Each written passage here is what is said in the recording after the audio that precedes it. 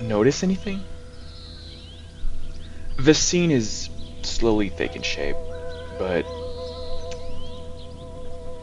there's something missing. It's quiet, still, empty. Let's bring it to life, together. Welcome to the Polygon Vault's character series.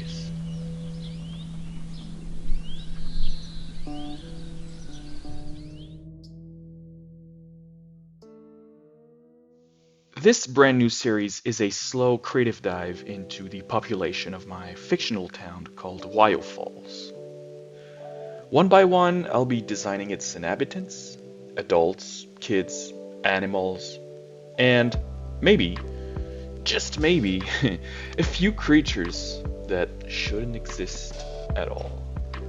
This is a world in the making, and every character helps shape its soul.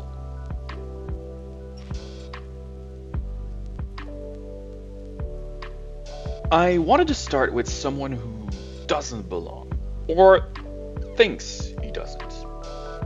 He's an arrogant law student from the city, forced to come, or return, it's not yet decided, to Wiyoh Falls for reasons he'd rather not talk about. To him, this town is backwards, boring, irrelevant. He has no interest in its people, its stories, or its quiet charm. But maybe Wiyoh Falls as a way of changing people from the inside out.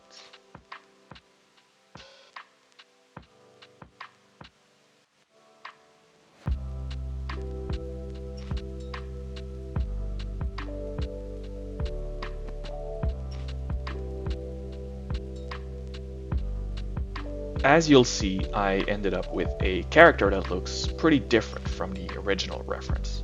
And that's totally fine. I'm my own artistic director. That's what I love about this channel. I just follow what feels right. And if you guys have a good idea, I try to work it in. By the way, if you have any ideas, don't hesitate to drop them in the comments. I read everything.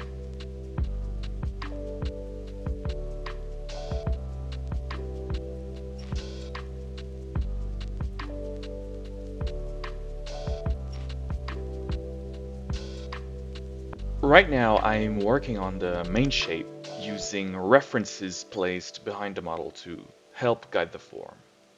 I also have Mr. Caldwell here, part reference, part moral support. I think it's a great idea to bring into your scene models from games you like, if you have access to them, that is. Or even old models you've made yourself. Just grab the parts you think worked and use them as a base to build something new. It's not cheating, it's building smarter.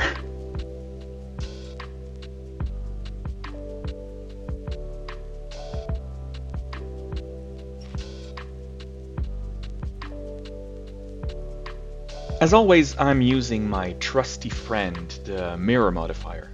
Humans are symmetrical, after all, or at least they're supposed to be.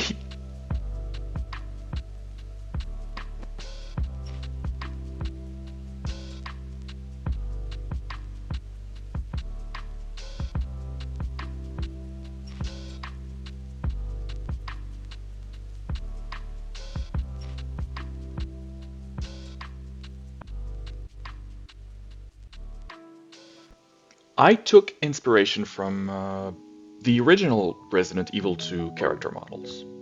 There's something about those disconnected limbs, stiff, clunky, weirdly charming, you know? I love that energy. It feels like a limitation, but also a style, my incredible peeps.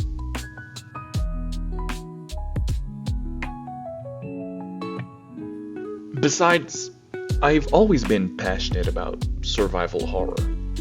There's just something about the way games like the original Alone in the Dark, the Silent Hill series, or Resident Evil tell their stories.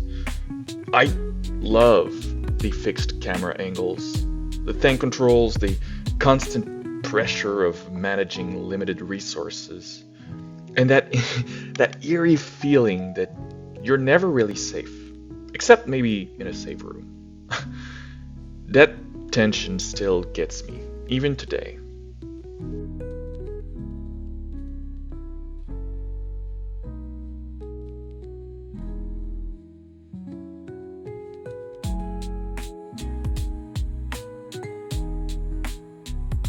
The cool thing about this model is that once it's done, most of the heavy lifting will already be behind me. I'm definitely planning to reuse it for future characters. The smoothing groups, the unwrap, the base proportions, it'll all be ready to go. From here, it'll just be a matter of tweaking shapes, changing clothing, maybe adjusting the silhouette, things like that.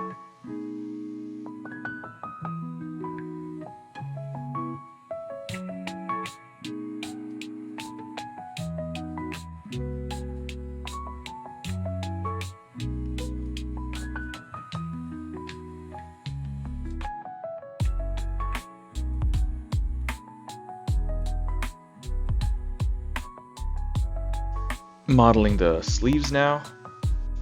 I'm giving him a university crew neck. It's laid back, but still gives off "I'm a serious guy" energy.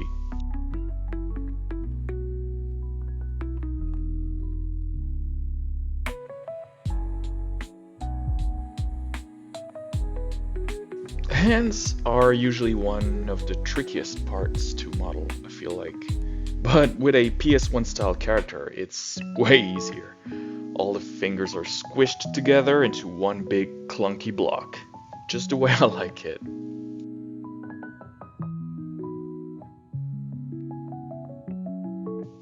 Now it's time for the head. The last piece of the puzzle, geometry-wise.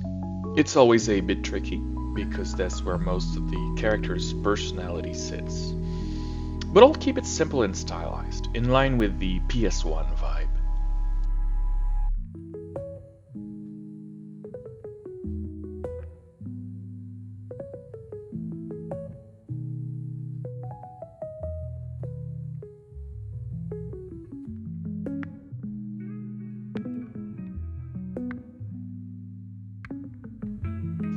Cutting the ears now, gotta keep it low poly. Most of the definition will come from the texture anyway.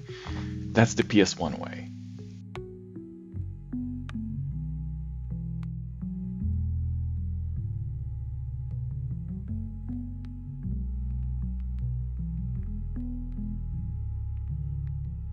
Alright, let's wrap up the modeling with the hair.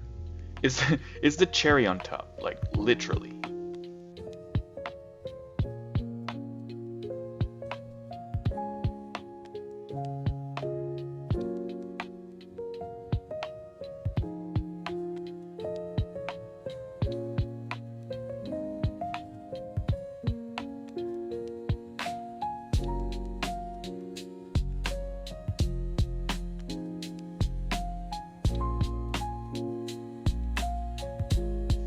Here's our arrogant student, now in Unreal Engine, still untextured, but honestly, I'm pretty happy with how he's shaping up so far.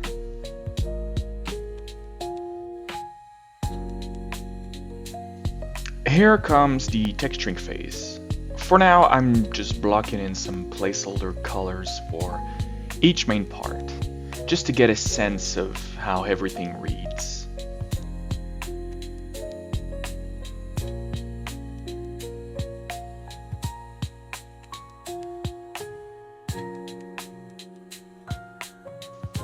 I made sure to leave some room on the UV map, because you never know when you'll want to slap on a hat, glasses, a bag, a watch, things like that.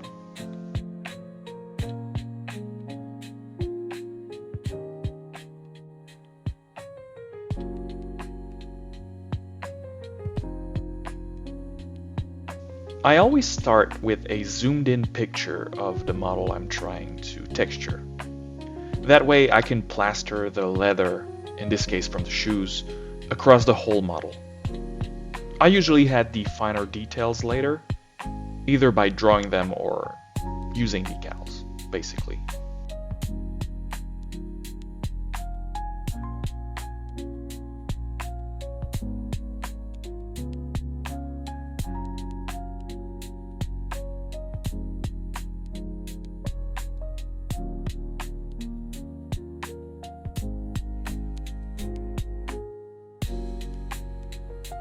In case you didn't notice, I turned the brown shoes into white sneakers.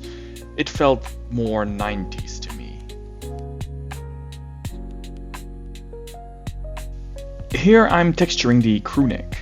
This is my reference. I created a custom logo for a fake university I named Haverly University.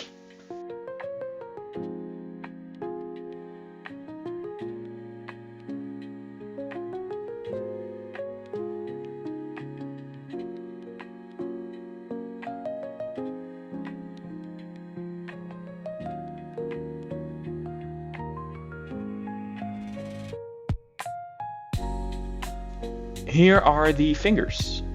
The original yellowish color looked absolutely disgusting, so I adjusted it to fit better.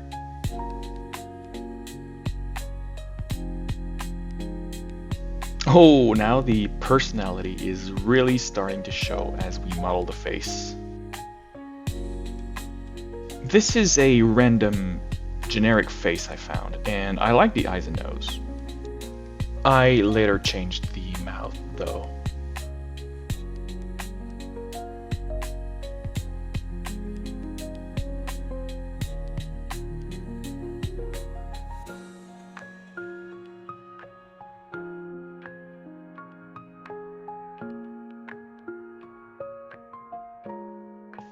Hey, if you're enjoying this video so far, don't forget to hit that like button and subscribe to the channel.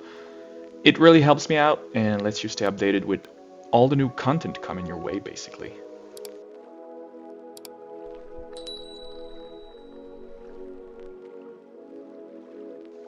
Alright, let's give him a watch. Since he's a lawyer, or let's say a law student, I really wanted to give him a nice one. But I also wanted a true 90s staple, so I ended up going with a classic digital watch.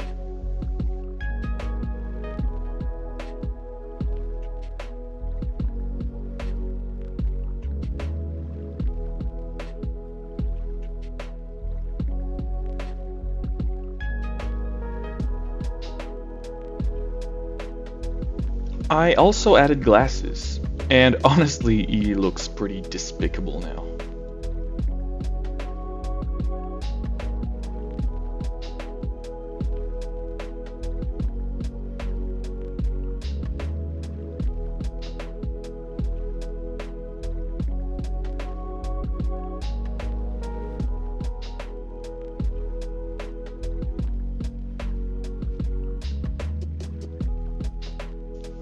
Here's the final look in Unreal. I'm happy with it, but it still lacks life. Now we need to rig it. And what's a rig, I hear you ask, my incredible peeps? So, a rig is basically the bones in your model. But not just any bones. These bones let you move your character around like a puppet, basically. No rig, no moves. With a rig, your character can walk, jump, run, fight, basically any movement you want.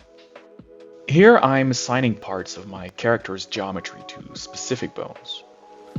This tells the software, in this case Blender or Unreal, that when I move a bone, the corresponding part moves along with it. Big thanks to Darkadia for the rigging tutorial. It's a channel about classic survival horror games, which I'm a huge fan of, and definitely check him out, the link's in the description. And here he is, folks, striking a pose like he's too cool to care.